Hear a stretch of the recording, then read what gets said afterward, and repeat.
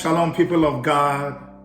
Once again, we are coming to you live from the corridors of Mount Zion Bible Digest broadcast. We are still on our series, The Sound of Abundance of Rain. In our previous discourse, we talked about giving ourselves to prayer. That is, praying effectively, fervently, and earnestly. In today's edition, we will be looking at one of the elements of prayer, which is praying earnestly. 1 Kings chapter 18 verse 42 tells us that Elijah climbed to the top of Mount Carmel and prayed. The question here is, what kind of prayer did the prophet pray that yielded such a mind-blowing results? Well, let's read James chapter 5, verse 16 to 18, and we will know how he prayed. Let's get into the word of God. Confess your trespasses to one another and pray for one another, that you may be healed. The effective, fervent prayer of the righteous man avails much. Elijah was a man with a nature like ours, and he prayed earnestly that it would not rain. And it did not rain on the land for 3 years and 6 months. And he prayed again, and the heaven gave rain, and the earth produced its fruits. Wow, what a verse. You know what? Let's look at what earnest prayer means.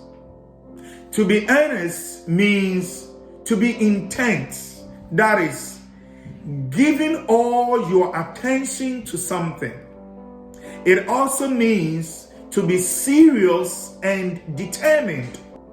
An earnest prayer is a prayer of purpose, a prayer of fervency, and one that yields results according to James chapter 5, verse 16.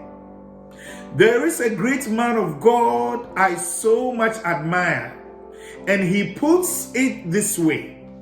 An earnest prayer is specific in purpose, filled with zeal and fervency, and marked by a deep feeling of conviction.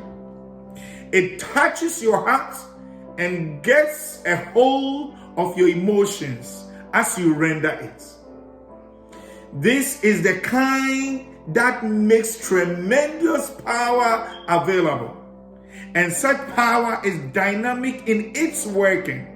In other words, it works like dynamite. Elijah was a man with a nature like ours. In other words, he was just like you and I, having the same emotions, feeling, affections, and he faced the same kind of pressure we face today. Yet he prayed earnestly and enforced the will of God on earth. I don't know what you might be going through right now. You can win this battle on your knees if you can adapt the earnest prayer of Prophet Elijah, as the book of James tells us. Beloved, we are even in a better position with better covenant because the whole of heaven indwells us, and we can change circumstances and alter destinies through earnest prayer, just as Elijah did. I hope you have been blessed by this broadcast. Stay blessed and be a blessing.